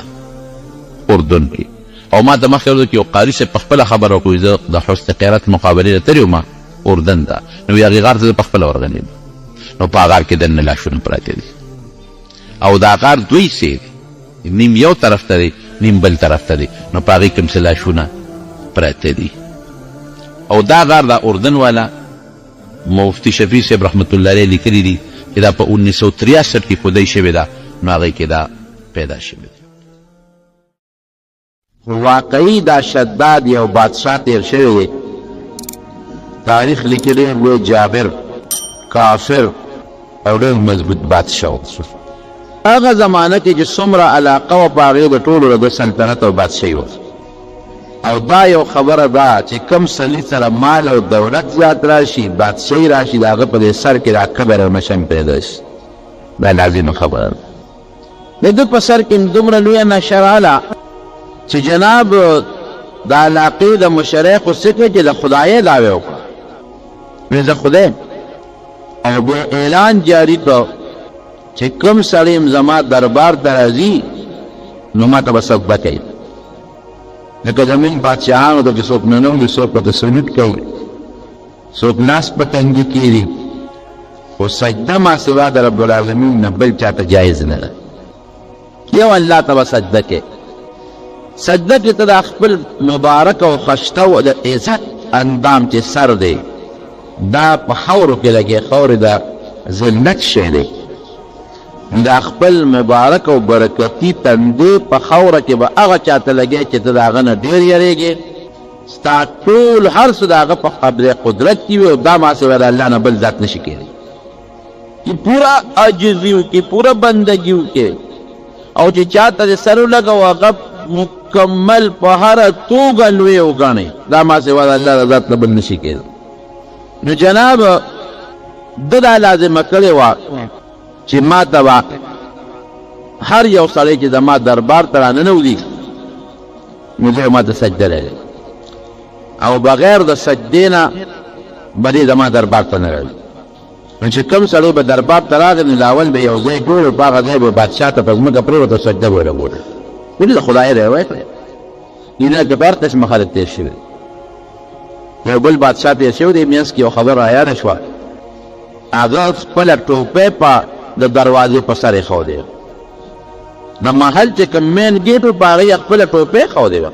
او چې په دې لاره څوک هم ځي زما دې ټوپۍ ته به سجده لري هر قسم خدای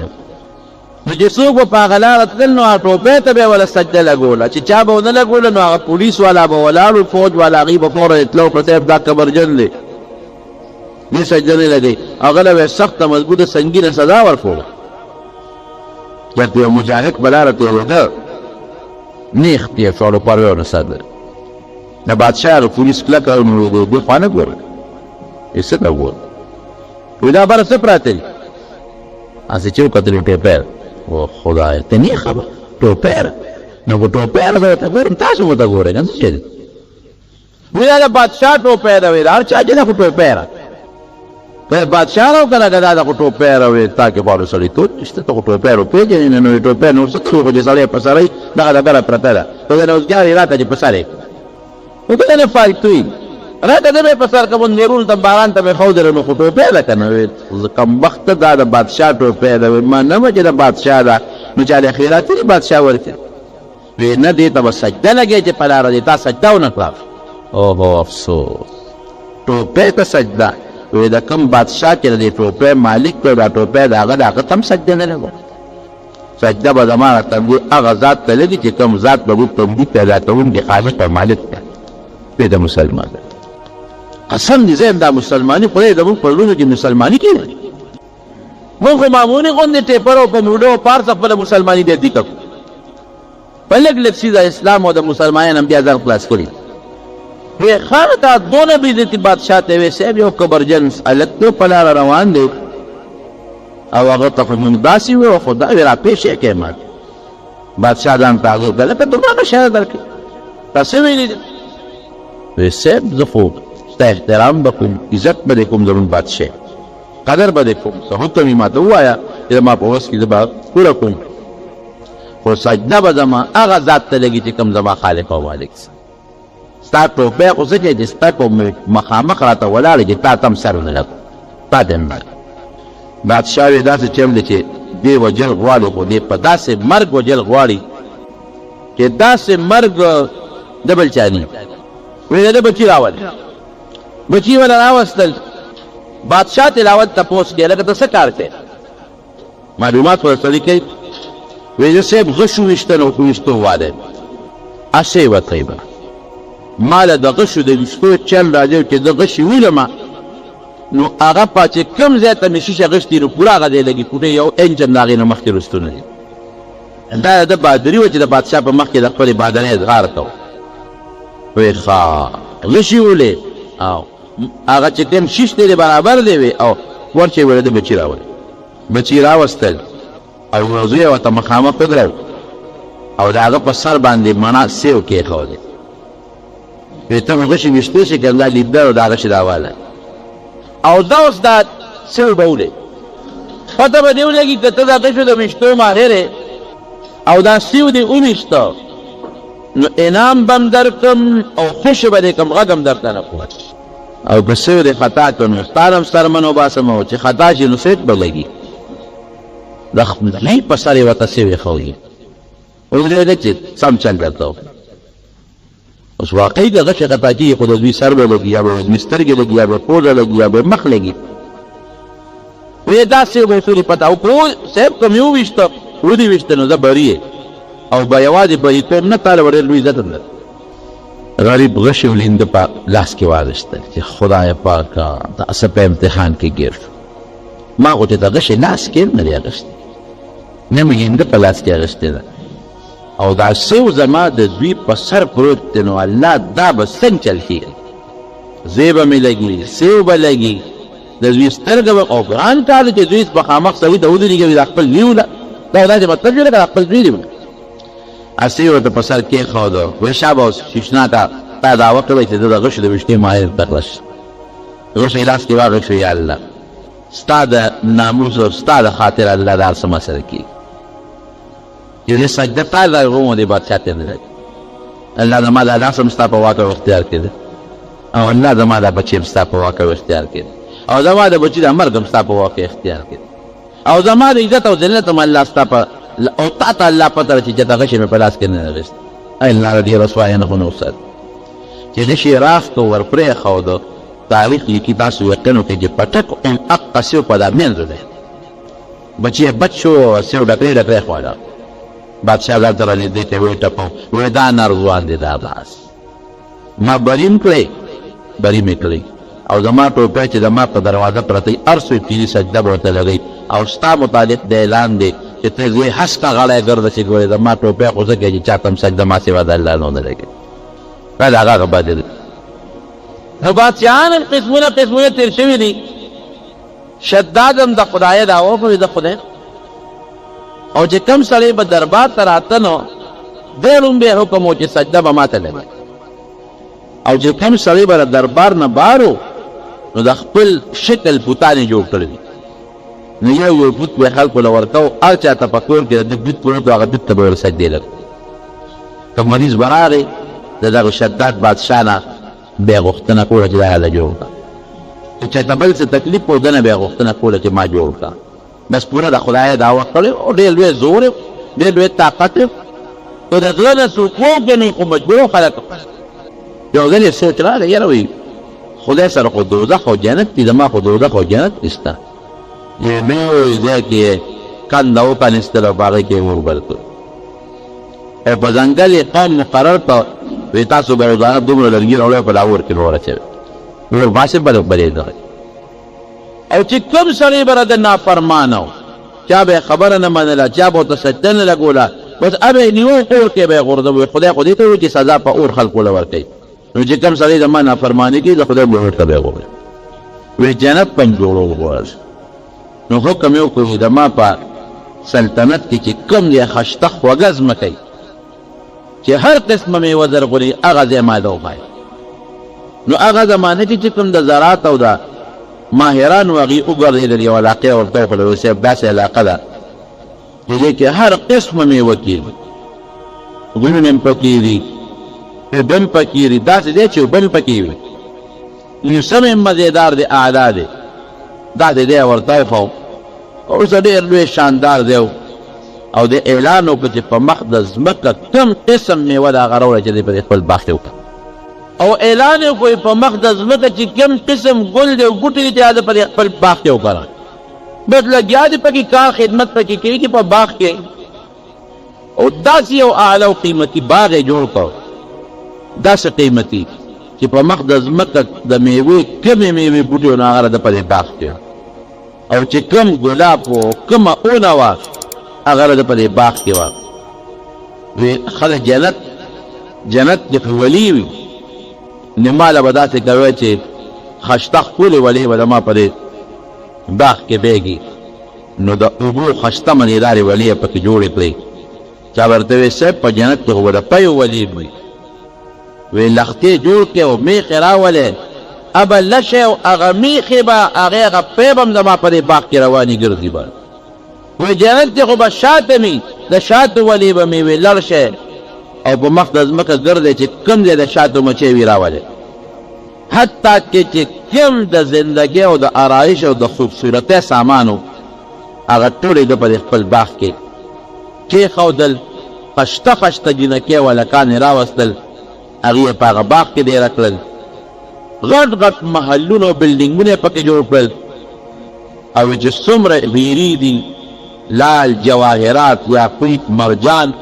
چې زما د سلطنت کې هر څومره ټول راوړی په دې باغ ټوله لګیا دي صاحبه مستریان لګیا دي څوک پکې وسپنه لګوي او څوک پکې پیتل لګوي او څوک پکې کاڼې لګوي او څوک پکې یاقوت او مرجان او څوک ملغلرې پیسې یې خرڅ کېږي او باغ تیارېږي اعلان یې وکړو چا ورته وی صاحب د الله په جنت کې په داسې محل به چې د هغې به یو وخت د سرو وي بله به د سپین وي دوی شا به یې سره سپین هم راغونډ چې په مخ د ځمکه زما د باغ نه بار چا سره هم سره سپین دي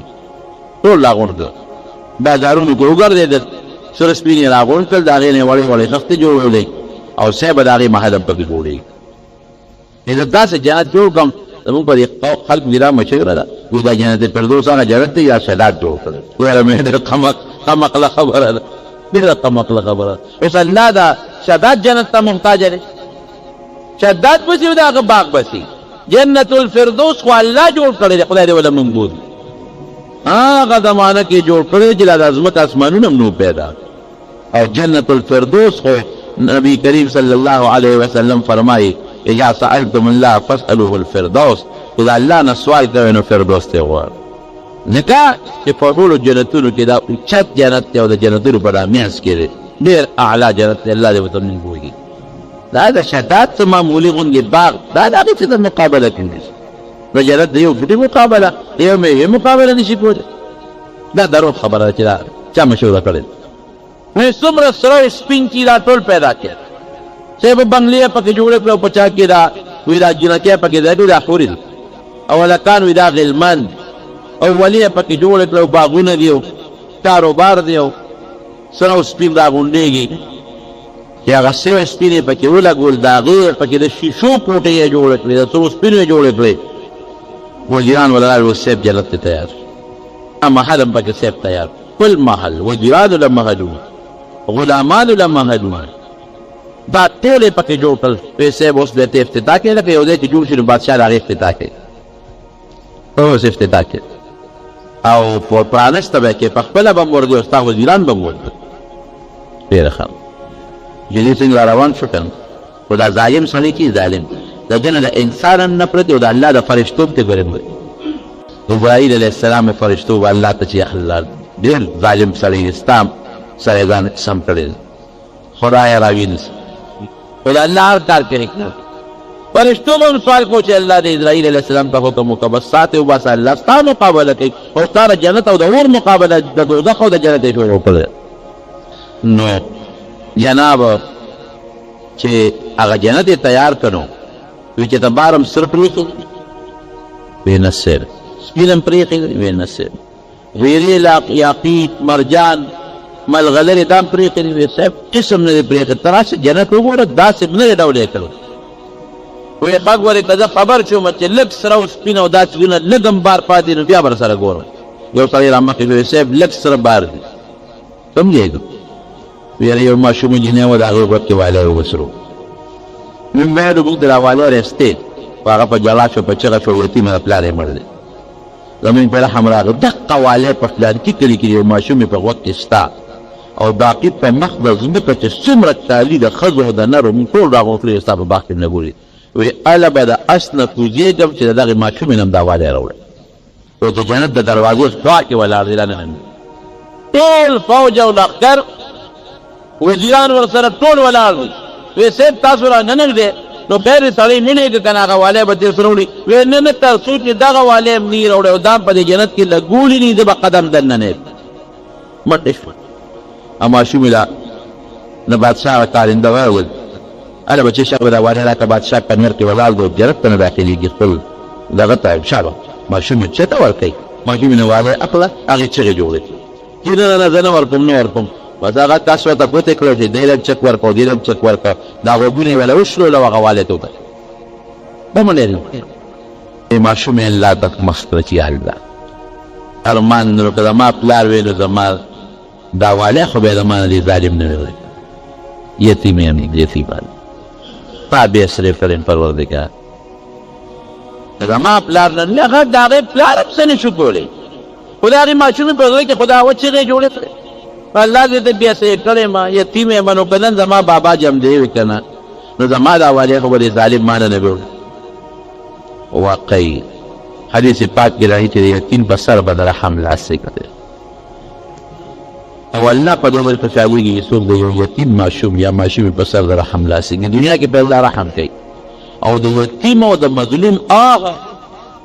حدیث پاک کې راځي چې یو مظلوم چا سره څوک ظلم نشي هغه ته مظلوم وایي یا هغه د خولې نه وباسي د الله دربار ته د دې نه زر رسېدونکی شی بلې نشته او الله ورته وایي چې ای مظلومه ظلم در سره شو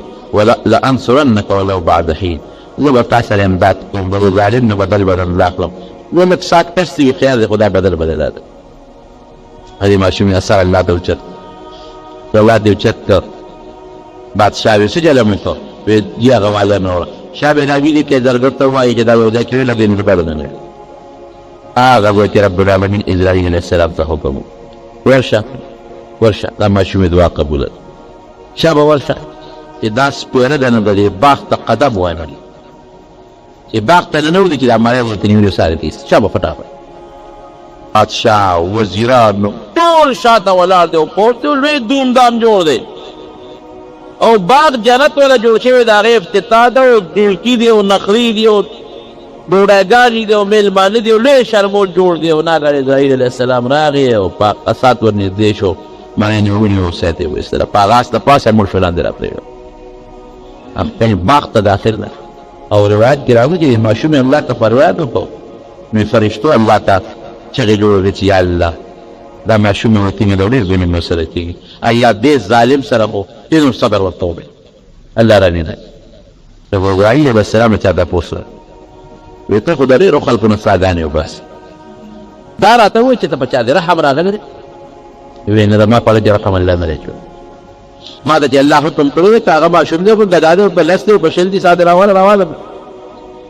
ابراهیم علیه السلام سره ډېرې فرشتې ملګري چا نه بقره وباسي چا نه نورو فرشتې په ذریعې څه وباسي هغسې رحم نه خو هسې چېرته د افسوس یاره یو ځای کې مې افسوس کړی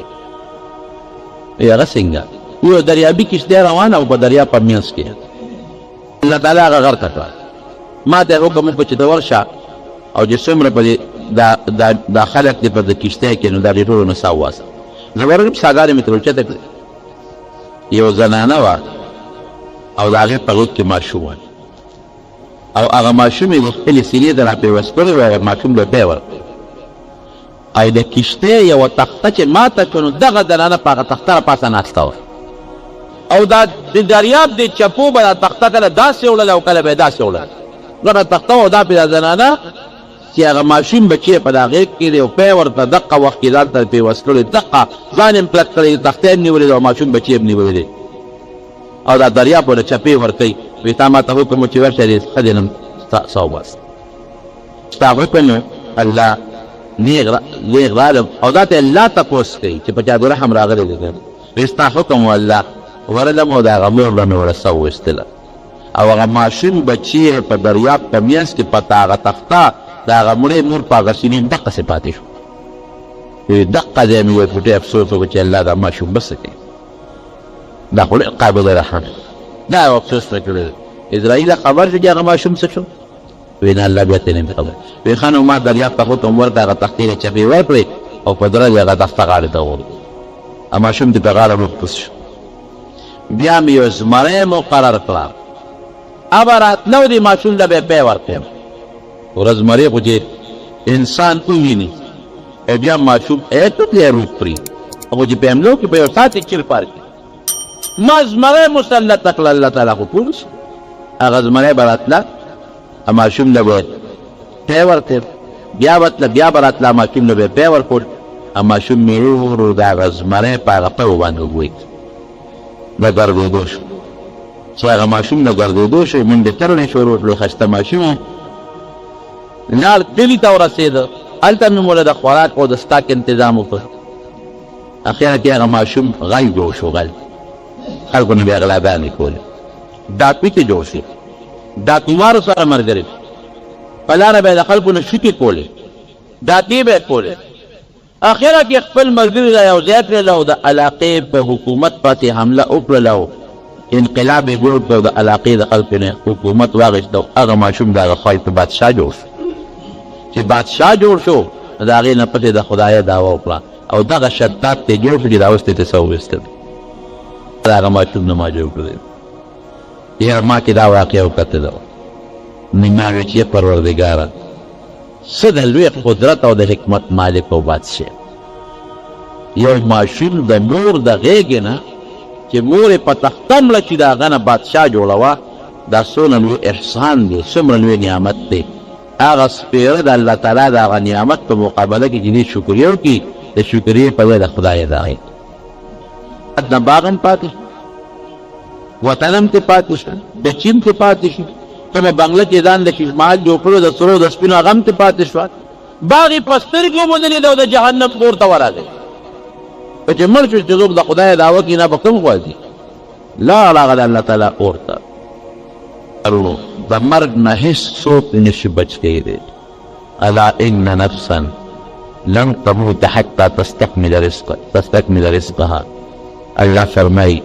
چې چا دپاره الله په دنیا کې څومره رزق مقرر کړی دی دا رزق مخلاصۍ نو ثابت دی هغه رزق چې یو نوړی پاتې دي نه هغه نوړی چې کومه ده پاتې ده چې هغه مخلي نو هله به وي بغیر د هغې نه شي مړ کېدی خو زمین به خیر په شی څه دی مین په ګوره انتظام لباس شوی کړی دی ما به 200 کاله نه یا یاره نه مړه چې هغه د 100 کالي هم یې نه مړه چې د 600 کالو په کټ کې پروت وي هم دا نه وي چې د سبا مړه یا هغه هسپتال کې د مرګ په بستر پروت وي هم دا نه وي چې ما نه به صافي فاروق رضي الله عنه ځان له اوبو ته ډېره کړی او ګوته یې لیکلي کفا بالموت واعظا هغې ته به یې کتل نو مرګ ورته یادېده کفا بالموت واعظا یاره وایي د مرګ نه ښه نصیحت کوونکي بل نشته نصیحت کوي چې ته بزرګ لري وي ما ته نصیحت وکړه چې ته مشر ته وي ما ته نصیحت وکړه خو د مرګ نه بهترین نصیحت کوونکی شی زما وروڼو بل نشته چې یو سړی وي چې ځان ته زه نصیحت وکړم تېرې مقبرې ته لاړ شي قبرونو ته دې وګوري چې په مقبره کې دې قبرونو ته وګوري د دې نه غټ نصیحت بل نشته دا چې څومره په مقبره کې مړي پراته دي دا څوک دي دا خو داسې نه ده باندې اسمان نه راکړوتل او د ځمکه راننوتل دا خو هماغه خلک دی چې یو وخت یې په دې مخ د ځمکه ګرځېدل یو وخت یې په دې مخ د ځمکه کاروبار د چا دوکان د چا زمینداره وه څوک افسر و څوک ګورنر و څوک بادشاه و څوک ملک و څوک خان و څوک مزدورکار و چا پټي سنبالول څوک د دې پټوره د ځمکې مالکان و چودریان خانان لوی لوی خلک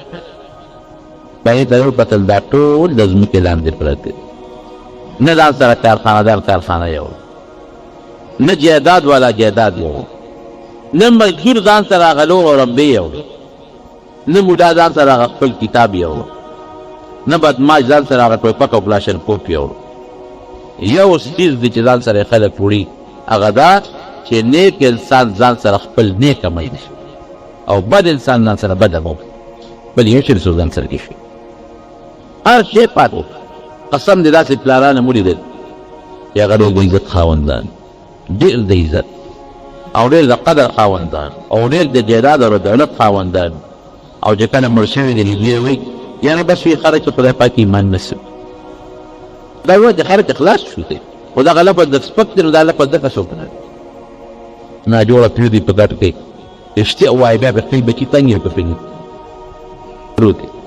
دونه څوک دی چې په ډډه یې واړوي دونه څوک دی چې د اودسمات انتظام به له وکړي دومره بیا څوک دی چې پاکې جامې ورته واچي هغه د عزت خاوند چې نوکران به ترې مخکې رسته تلل هغه بیا په ګټ کې بې عزته او رسوا پروت دی او چې مړ شي زه بس یاره وم د دې بیمارۍ نه هغه مرګ هو بېخاره چې خدای پاک ایمان نصیب کړو او رښتیا به وایو تاسو مؤمن ده بیا د خپل مړي د خلکو یاد ورته هېرې شي هېر شي نو یاد نه پاتې کېږي زموږ مولوي صاحب رب العالمین د جنت په هغه کې محبت و ټولو سره او بیا د خپل اولاد سره او د بچو سره او ما سره بیا مین مې بیا به یېرېږي سي الله راغلی چې د مقبرې ته ورشو را یادم شي یا که سړک چې زه په لاره ورته قبر ته وګورو را یادم چې زه دعا ورته وکړو دارنګې د هر چا پلار او مشر یو 3 ورځې یادي یو میاشتې یادي یو 40 ورځې یادي او چې هغه ټیم ختم شي بس صبر او پخوا دا خلک خو مشران دې په دغه وخت جمعې په شپه باندې یا په بله شپه یا په بله شپه چې د یو ډوډۍ به پخه کړل وګوره موږ په ارواح خیرات شو زموږ هغه شی ختم شو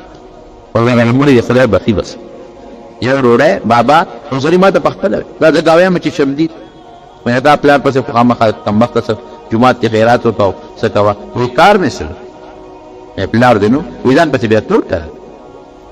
یې دا دی و ځمکې یې وه پټې یې و ځان پسې بیا خیراتونه کول که نه یې د خدای نیک بخته تا ته پاتې شوه ته یې پسې وکړو هغه ته هم د پلار نه پاتې وه هغه ته مه په خپله ګټه کړه دا ورته زه خپله بېداته خود نیم درته نه هغه ته د پلار نه پاتې خپله یې ګټه کړه هغه ته پلار نه پاتې شو هغه نه موږ ته پاتې شو زموږ خپلو بچو ته پاتې شي او چې خیرات یې کړو ځان پسې بیا ښه ده ما څه کار یاره مې د نر بچی هم ته دقسې پکار ده رښتیا چې ځان پسې سړی نه کوي او دا تمه کوي چې را پسې به زوی خیرات کوي دا زوی پسې اړوونه کوي ځان پسې کوي خیرات او د دواړو جهانو مبارک سردار پکار وی سړی بې ماله دولت دی په دې خیرات به نه کوي صدقه به نه کوي خو چې کله خپې ګرې ته کي او دا کټ کې پرېږدي دا د مرګ زنتدن ته نږدې شي نو بیا څه وایي وایي دا د پلانکي دومره شوخه دا به جومات کې ولګوئ دا به پلانکي مسکین له ورکړې دا به پلانکي له ورکړې دا پلانکي له به ورکړې وایي د مرګ په وخت کې خیراتونه کوي پلانکي له دومره پلانکي وایي چې دې مړ شي هغه ماده څنګه پلان کولی که دې وایي که نه وایي د پلان کولی دغه خیرات چې دا کوم د مرګ په وخت کې په زرګونو په لکونو د ترونو روپیو خیرات کې چې تم مخکې ټیک ټاک جوړ د یوې روپۍ خیرات نه هغوی ثواب نه رسي دا خو ستا صرف د طماقت نه لکه سپین ډوډۍ پختی چې منډې ورپسې وایي او خوند ونه کېده وایي د خدای په نوم شوه چې د خدای په نوم ته داسې ولوړی واچوې د خدای په نوم زموږ دغه خیراتي یا د مقدار اسقاط اوفو او ګواتې دا ګوګوالې نن زه به نه وړم داسې خوشحاله عالم چې په خلکو مې را باندې کړه خو مې اوس به دوه جرړه به جوړه یعنې حیران په بل څیز شم نه قسم دی څه خو زمونږ دا سپېره بعض امامان په قهر د خدای اخطا خو څه مې پکې قسم دی نن غټ غټ پښتانه ولیدل نه علم نو چې ما ورته یو پښتون ته وکتل نو څادر یې تاوه نو بیا د لاسونه یې رپېدل نو کله به یې داسې اړوه او کله به یې داسې اړوه کله به یې داسې اړوه ما نه یې خدایه بس ما یې دا اوس څه کوي یا د خدای نیک بخته راوړي د جایداد مالک یې داسې کوي هغه د اسقاطونو استاد بیا هغه لورې ټوکې جګړې یعنې ما د په جامات باندې خدای وبخښي وما وینم خدای ته وګورئ ځان ته هم دا نصیحت کوم او تاسو ته هم ټول مرګ ځان ته رایه چې دا د دنیا څومره مال او دولت دی والله بالله چې دا ټول دلته مونږ نه پاتې دی مردان دا لوی نواب تېر شوی دی مشر د هغه متعلق مشهوره ده چې کوم وخت کې مړ کېده نو وصیت وکړ وایي چې زما نه څوک یو زه مړ شم نو زما د لاسونو به کفن نه بار وباسي او زما دا کټ چې زما څومره بازار دی په هغې به چکر وله ورکړي او یو اعلان به راپسې کېدی نو چې څنګه مړ شو لاسونه یې وله کفن نه بار وویست کټ یې مخکې دی خلک ورپسې دي به نیم مردان مالک بلکې د هغې نه هم زیات نو یو سړي به یې پسې اعلان کوو ای خدای مو بخښه یو اعلان به وویل دا فلانکي نواب صاحب وفات دی چې دا جنازه یې روانه هغه مردان مالک دی او لاسونه د کفن نه بعد وګوره په لاس کې ځان سره سونی ولې دقه تش لاس روان حاجی بابا جی نے خبره کړو حاجی محمد امین صاحب رحمت الله علیه سره تلم سوات ته او په دې نیکانو ګرځېدو او دارنګې په دې بادشاهانو به هم ګرځېده هر چا ته به خپل نصیحت کړو وی سوات ته ورسره لاړم د سوات چې کوم والي صاحب و د هغه ملاقات کولو حاجي صاحب خو خلکو پېژنده ومونږ ډېر ښه ډوډۍ هغه ترې رانه وکړ یبو حاجي صاحب چې اوس ما باندې قبر ورکړو راشي زما قبر وګورئ ډېر ښه وی چې ورم باندې ډېر ښه شته مګودار د ماربل سمبونرمر قبر ورکړو ډېر ښه شته خوب صورت او دا ډېر رقبې جوړ کړی و دا مې وصیت کړی چې د مړ شم دې قبر کې ما ایږدي او صاحب پکې راوینه تلاوت هم وکړه چې کوم عالم براغی او کوم حافظ براغی نیک سړی براغی نا قبر ته به کوز کړه هغه دا یو څه او په هغه لحد کې به کېنو چې ماله پکې د سورت وایو دواره ته چې دا ماله په بختو حاجي صاحب هم بوته چې برکت ته په علماء دې قضا اعتماد وسوي چې نو وایي او چې یې په قبر په اخوا کې دې وایي په بعض مجاهدان درته نه حاجي صاحب دې فراش ودې خشته قبر باندې جوړ کړی نو وې سه په اخوا یې په کړ ډېر مليدار و قبر ځان لمه جوړ او ځان قبر نه جوړ کا وسته ساده قبر ځان له جوړه ځان قبر ته جوړ کا ته قبر دې ډېر مال یو ډېر مزیدار نه او ته ولا جوړ نه په دې قبر کې بچنګي مالان لړمانان در باندې ودرګ څنګه مرمرو قبر دې کې ودر باندې مالان لړمانان دګي او چې قبر دې کچي او بخطو بکی او تو ته جوړې نه د پیغمبر وینا د هغه قبر بدل د جنت د باغچو باغچې څنګه ونمر څه کوي قبر روضه من رياض الجنه د جنت د باغچو باغچه د جنت د باغچې نه څنګه منور قبر څه شي او یا حفره من حفر النيران د جهنم د کند قد د بدمنه سړي قبر د جهنم د کند قد په ځان قبر ته جوړ کړه څه کوي واګسه نه قبر ما جوړو وی حاجي صاحب چې دا خبره وته کړې په خپل کې په تونی وړه نقصان چپو والي صاحب چې حاجي صاحب باس پرګې دراله رانا کړې څومره نیکانو بزرګانو عالمان چې مې اوستي دي او د قبر کې مې کېنې ټول وی چې او د قبر مې پکې علاوه تل مې له امراته کړل رنج دا کما نصیحت راته په ما سترګې ورولې باس روان کې دا قبر څنګه من روانه وي او دا هغه نه پس ځان له استاد تونی او عالم علم یو فوق هغه رب العالمین مناجو عالم ته جوړ شو دا راځي چې دا یو ټکی چې سبب په سر وایي قامو چې جنازه کو جنازه نو دې جماعت ته نشو کوي قامو یې اتباع کې نشو کوي دا ارچ خپل وګړه دا په دې کې جنازه نشو کوي شریعت یې وسه مقبره ته او بیا نبی علیہ السلام فرمایي چې قبر ته ایثار چا وسره انقلق ولن تقتل انا کو حدیث کولای چې جنازه یې اطلاق یو قیرات ثواب وشو او چې د قبر د دفن پورې ایثار شو دو قیرات ثواب وشو او یو قیرات د حد د غر عمره نو کومه قیرات او حد د غر ثواب برباد کړ بس خلق تدارو کوي د خدای دربار پر دمو جرادي نه دي بس ما دوا بو یوم دي دوا بو کنه دوا نه پس دا جنازه دوا وکړه سرون تدبیر نه پس ته جل الله مغفر لحينا وميتنا دعا نه دا غي نه پس دوا به پرېږي د یک وخت چې مورخه کوي پلار فقیر وردا خزیره چې هغه قلعت ته پوزېتی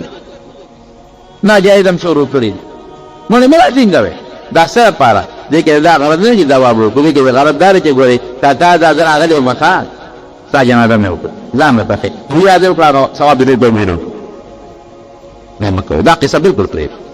جنازه خالص الله دربار پر چاته روان خایم په چا ویل دی او مې په باوینه دی هو هذا لمن وارث تعزيه خدا وتعزيه بالرواج متمرك دي ولا وانا ونشا نسيوت يرتاح يقول تعمو بقي سبب علم فلو بقي خلق بمري تسديه لور تعزيه ثلاثه نو دوا به په څو خاط پته مې په مسالې پته مې په پدې مې چې هغه ته بازار وخت چې سبا د معمولی ځای چې څه په دې چې دلته قبر په نو سبب د ما قبر په جنازه پکې د خپل درنه لپاره پہنچا د خپل لپاره چا وکړه په دې لاله چې ما ځانو خو چې دا راغلی ته نه مړی درا قبر یو تنو ما ستا یو تنو ته به ما قبر کنه اسو پکې لال جانمات برو نو د خدای په نوم د الله د رضا دپاره کوم سړي وي چې الله اکبر هر سم تبه و برباد عبادت نه موږ رواجونه جوړ کړو زمارونو د الله د رضا دپاره چې کوم عبادت دی هغه موږ تبه و برباد نو د مرګ نه نصیحت دی دا چې نن وایو چې هلته لاړ شو نبي علیه السلام فرمایي جنازې ته ایثار کړو منې دفنه پورې ایثار په هغې کې غټ مطلب دی چې د قبر نه د مقبرې سړی عبرت والي نبي کریم صلی الله علیه وسلم دې باندې جنازة البقیع نکمل کړه او پکې به ناست او قسم په الله حدیث کې راځي چې یو شپه نبي علیه السلام مبارک په کور کې نو عایشه صدیقه رضی الله عنها فرمایي چې مې بطنه او لمات مو پکې شپه وه ورپسې بانک ته ووت یو ځل ګوره بل ګوره خدایه د نبي السلام څه شو حضرت فاطمې رضی الله عنها ته راورغله بس کور یې نږدې و پیغمبر علیه السلام ته شو وویل نه چې بس زه دا وم بارو ته موسی علیه السلام دا شو چې اصل نه چې د خدای مخه دشمن ته به مخه نه ورغلی د یهودیانو دا خلق منافقان وي دشمنانو د مشکات سره د معجزاتو په باب کې راځي چې د نبي علیه السلام یو مبارکه معجزه دا وه چې د هغه د خوږوالي نه به خوشبويي تله نو په کومه لاره چې به نبي علیه السلام تلو نو په هغه لاره باندې به یې خوشبويي پرېښې وه شته خوشبويي به په لاره خوره وه نو چې کومې نږدې صحابه وو هغوی ته پته وه چې نبي علیه السلام په دې لاره تللی ځکه هغوی د پیغمبر علیه السلام هغه خوشبويي پېژنده چې د هغه خوشبويي ده دا د عطر او د ګلاب په نه ده د چې څنګه علي صاحب ابن عباس او فاطمه رضی الله عنها ابن عباس او د نبي علیه السلام مشته و بس هیبت شو جومات ته رالو اوس هغه خوشبويي پسې دوی روان شو تلو د مدینې منورې مقبرې ته ورغلو په عجیبه شپه ده چې ورسته نبي کریم صلی الله علیه وسلم مقبره کې الله ته په سجده کړو په دا نیمه شپه او کوم آیات پرېږدي ان تعذبهم فانهم عبادك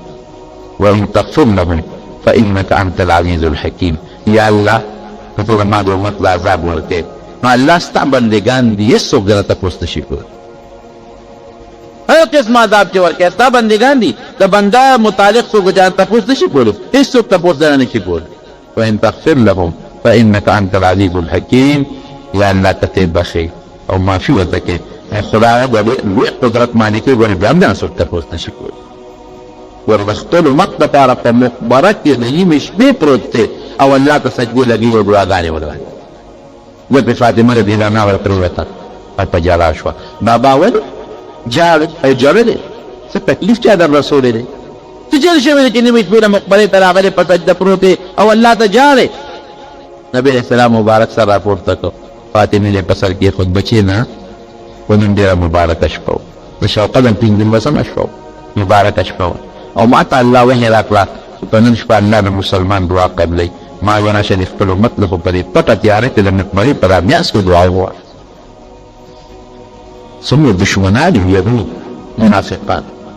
د خپل امت د دعا لپاره دواړو جهانو مبارک سردار د نیمې شپې مشورې ته مقبره کې ولې کوي ولې مسجد نبوي کې نه کوله چې هلته کې دا خپل ملګري وویني دا صحابه دا مړي وویني د سړي په زړه کې لږ نېر درد پیدا شي او تاسو یقین وکړئ دا احد چې کله وفات کېده نبي علیه السلام د احد شهداو دله د احد په میدان کې شهدا دفن ده ګوره خدای کې حضرت حمزه رضی الله عنه حضرت مصعب ابن عمیر رضی الله عنه دا دفن دي او عبد الله بن جحش رضی الله عنه دا درې واړه دفن دي او لږ مخامخ بل یو قلعه ده په هغې کې نور صحابه کرام دفن یو صحابي فرمایي نبي علیه السلام لا او هغې شهداو قبرونه د مخامخ ودرېږه هغوی ته او داسې رخصت یې ته اخېسته لکه سړی چې د جمجاو رخصته دي او خپل صحابه ځان ته مخکې کېدلو یې ملګرو زه ستاسو نه مخکې روان یم ګوره ما ګویان ته رایاد ستاسو نه مخکې روان یم او زما او ستاسو د ملاقات ځای به حوض کوثر وي الله دې ورسره موږ یو ځای د حوض کوثر اوبه د پیو نه سپینې دي د شاتو نه خوږې دي د وورې نه یخ او د هغې په غاړه چې کومې کوزې پرتې دي که بوټې پراته دي سراحې د هغې تعداد د اسمان به ستورو نه زیات دی او نبي علیه السلام فرمایي چې یو ځل ما چاله په هغې سراحې اوبه ورکړي تر همیشه همیشه به دوی تنده محسوس نه کړي او زما مردو ستاسو نه مخکې روان یم ستاسو دپاره روان یم ستاسو د پیرې دپاره او زما ستاسو د ملاقات دی به د محشر په میدان کې حوض کوثر زما روح د مینې نه چې کوم عبرت حاصلېږي هغه د جنت نه حاصلېږي په مقبره کې چې کوم عبرت دی دا په بلډینګونو کې نشته نو دا یې مسله خو یاد وساتئ چې خامخا د دې علمونو زیارت له ملاقات ته مقبرې ته خامخا دی دا سنت ته وکړه یو وخت نبي علیه السلام ته منع کړی نهیتکم عن زیارت القبور الا تزوروها چې ما د قبرونو د زیارت نه منع کړې ده ورځئ او زیارت یاد ولې آخرت طرفه یاد تو فإنها تذکر الآخرة سړی چې وایي چې آخرت سړي ته رایاد شي د مړي یاد شي خپل مرګ ورته رایاد شي د دنیا د مال او دولت ته سره مخکې دا افغان څه نه پاتې دي او دعا ده به تختر مولد تلاوت نه تختر مولد زنانه عموما زبون سنتن کې قبول لري په شریعت نه په غلطه طریقه سي ځامن لري پوین لري فلاره باندې د تقریب عموما او برکه صحیح ولا تاروي فتنه هم دی په دې وجه د زنانه پرده کې یو زنانه پرده کې د خپل پلار یا د مور قبر مزید فتنې شي ونیم په وطن کې د پردګي ډېره زیاته ډېره زیاته نو زه وایم چې زنانه د خپل کور نه تلاوت کوي مخې دی ورته پیپر نه نفل کوي مخې دی ورته او نارینه نه په پته خپل مور د خپل بچي د خپل لور د خپل خاندان قبرونه ده دعاګانې ورته کوي او مقبره ته چې ګورئ لږ عبرت دې اخلئ نو دا آیت مشهور دی ځکه مې باید وترته چې كل نفس ذائقة الموت یو بسا خاوند دا په دنیا کې همیشه لپاره د مینې نشي پاتې کېدی لازمن به د مرګ سکه کوي چې د مسلمان دی که د کافر دی په مرګ منې که نه منې خو مرګ به د خامخا راځي ورته کې دی چې د مرګ نه موږ نشو خلاصېد نه دی ډاکټر او نه ساینسدان هېڅوک یو سي زموږ او ستاسو را کامیابی الله ته محتاج یو او ډېر ګناهګار یو حقیقت دا دی د جمعې مبارکه ورځ ده په اخلاص ته رب العالمین ته حضور ته دا دعا کړه چې یا العالمین یا رب العالمین زموږ مرګ د ایمان مرګ وګرځوي الله زموږ مرګ و اسلام مرګ وګرځوي الله زموږ خاتمه بالایمان